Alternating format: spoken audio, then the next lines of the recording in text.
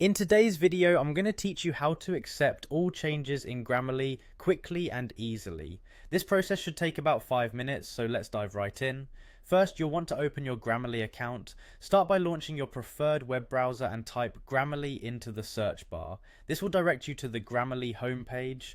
Once there, look for the option that says I have an account and give that a click. This is important because we want to ensure you're logging into the correct account where all your documents and previous work can be accessed seamlessly. Now you'll need to enter your email address, the same one you initially used to sign up for Grammarly. Be sure to double check that it's spelled correctly to avoid any login issues. After typing in your email, you'll see a continue button right below where you've just typed. Go ahead and click that to move forward. Once you're logged in, you'll find yourself on the Grammarly homepage. This is your starting point for accessing all of your documents and Grammarly's numerous features.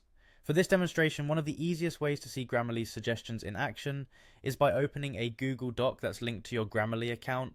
If you're not already using Google Docs, it's worth setting up, as Grammarly integrates smoothly, making it an incredibly efficient tool for editing your documents. Now, with your document open, you'll notice a small Grammarly icon somewhere on your page, typically in the bottom right-hand corner or top menu. Click on this icon to activate Grammarly. When you do, Grammarly will start checking your document for grammar, spelling, and style suggestions. As Grammarly processes the text, it will highlight any areas where it finds potential improvements. When you notice suggestions coming up, look for an Accept button or option beside these suggestions. Clicking on Accept will apply Grammarly's changes to your document. Finally, to ensure your document is fully optimized according to Grammarly's guidelines, you need to click Accept for each suggestion that appears. This step is crucial because it individually applies every single correction, giving you a polished final document. And that's it. By following these steps, you've learned how to quickly accept all changes in Grammarly.